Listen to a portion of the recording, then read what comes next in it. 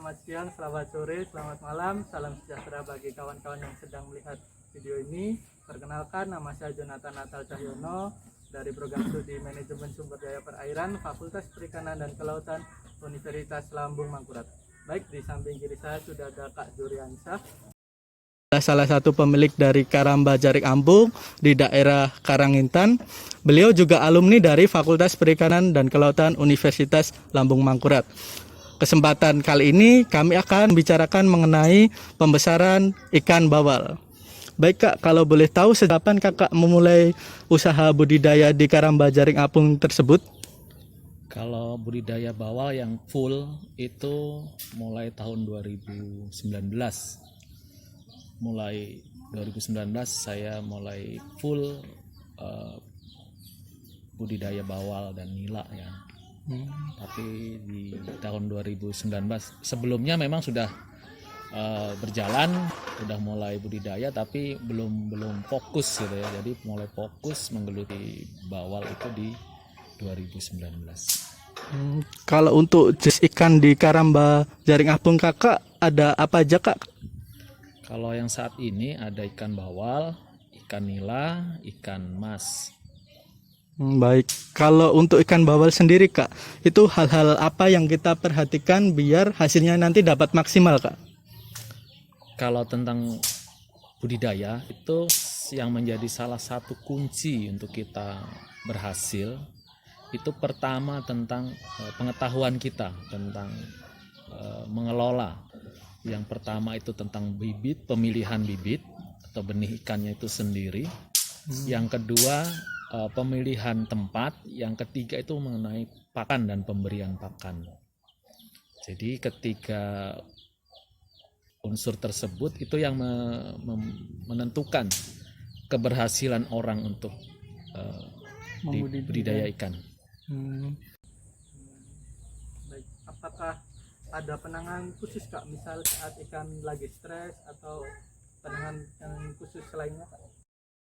Kalau penanganan khusus tuh tidak gitu ya. Memang kita melihat kondisi. Jadi kondisional aja gitu ya. Jadi kalau memang ikannya itu sakit ya, kita juga bisa analisa sendiri gitu ya. Itu sakit karena apa? Apa karena bakteri, apa karena virus, apakah hanya karena kondisi alam atau airnya tidak mengalir atau air keruh atau kondisi airnya itu buruk gitu ya. Jadi untuk menganalisa kondisi alam tentang penyakit itu kita bisa cek langsung di lapangan begitu. Jadi kalau memang ikannya itu kena virus, kita harus tangani dengan pemberian vitamin, pemberian obat gitu ya. Tapi kalau itu hanya semacam keadaan lingkungan, misalnya airnya, ya kita harus perbaiki, baik itu salurannya, baik itu airnya, baik itu sekitarnya yang kita bersihkan gitu. Baik, sebenarnya yang untuk luas Karamba dan kepadatannya itu yang ideal itu seperti apa ya Kak? Kalau idealnya Karamba itu tergantung lokasi ya. Jadi kita tidak bisa Karamba itu idealnya berapa tuh tidak bisa disebutkan ya. Kalau saya nggak bisa sebutkan, tergantung lokasi kita tuh di mana. Apakah kita di waduk yang luas atau yang sungai yang sempit gitu ya. Jadi tergantung kondisi ya. Jadi saya tidak bisa ngasih standarnya seberapa. Tergantung lokasi kamu. Kalau lokasinya memang luas ya, kamu kasih Karamba contohnya itu 8x8. Memang kondisinya memungkinkan ya bisa sampai 10x8 begitu. Tapi kalau memang kondisinya lokasinya sempit ya tergantung kebutuhan. Seperti itu. Berarti intinya kita harus memanfaatkan lokasi yang ada ya Kak ya? Iya, seperti itu. Kalau untuk budidaya bawal sendiri Kak, biasanya Kakak menghabiskan pakan berapa kilo itu Kak per harinya? Kalau budidaya bawal itu dari usia ya. Kalau memang kalau pemberian pakan itu kan standarnya itu kan 3-5% per hari. Itu namanya feed per day ya, namanya pemberian pakan per hari itu. Kalau untuk pembesaran itu 3-5% dari biomas, dari berat badan seluruhnya ikan. Jadi tergantung ikan kita yang ada di dalam jala itu berapa estimasi kan, estimasi berapa ton, berapa ratus kilo, jadi tinggal kita kali dari 2 atau sampai 5% itulah ketemu pemberian pakan per harinya. Jadi tidak bisa kita ngasih sekian, itu nggak bisa, tergantung ikan kita di dalam itu estimasi berapa kilo gitu. Kalau ikan kita misalnya 5 ton, ya berarti 3-5% dari 5 ton itu ya segitulah sehari ya, bukan sekali makan Sehari ya. Itu kalau sekali makan ngasih makannya sehari 2 kali, berarti hasilnya dari 5% itu dibagi 2. Kalau memang 3 kali ya dibagi 3. Kalau saya seperti itu terapkannya. Baik Kak.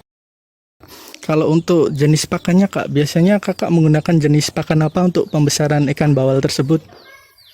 Kalau ikan bawal itu kan dia itu suka airnya agak mengalir ya. Jadi kalau dari kondisi harga bawal itu memang lebih efisien gitu ya. Dari analisa usaha itu pakai menggunakan pakan tenggelam ya, sinking ya. Karena dari segi harga sinking itu lebih murah dari pakan floating yang apung begitu. Boleh sharing mengenai suka duka Kakak selama budidaya bawal tersebut Kak? Kalau sukanya itu ya, kalau panen ya suka ya pasti. Kalau panen pasti suka. Tapi dukanya itu memang kita tuh kan hari-hari kan kita ini sedang pacu dengan alam ya. Jadi kita tidak bisa pelihara itu kita hitung di atas kertas tuh sesuai, tidak bisa. Karena ada faktor lain di luar sana ya. Dukanya itu misalnya ada banjir, kita kan nggak bisa melarang atau kalau banjir.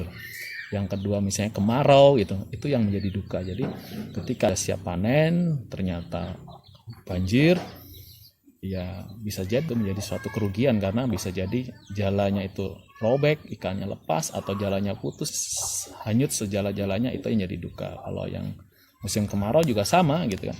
Ketika air itu tidak mengalir kan otomatis ikan itu butuh air ya, sehingga ya terjadi kematian, itulah dukanya. Baik Kak, baik, terakhir Kak, mungkin ada motivasi Kakak untuk adik-adik Kakak yang saat ini sedang kuliah atau bahkan yang sudah terjun di dunia budidaya, atau juga salam bagi Bapak Ibu dosen Fakultas Perikanan dan Kelautan Universitas Lambung Mangkurat Kak, silakan Kak. Iya ya, salam buat dosen-dosen, buat teman-teman, buat alumni senior maupun junior. Ya kita memanfaatkan ya setiap ilmu yang kita dapatkan itu memang banyak hal yang kita dapatkan di kampus gitu ya.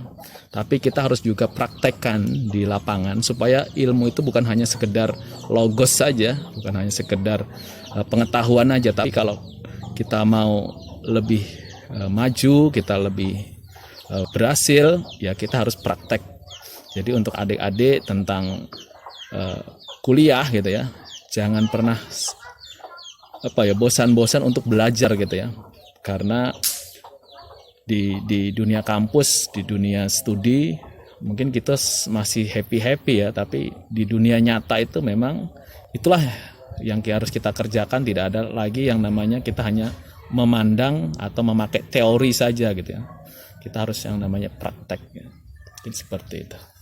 Baik, sebelumnya terima kasih banyak Kak Juriansyah sudah membagikan ilmu kepada kami, dan sekian wawancara dari kami dengan Juriansyah. Kurang lebihnya kami mohon maaf.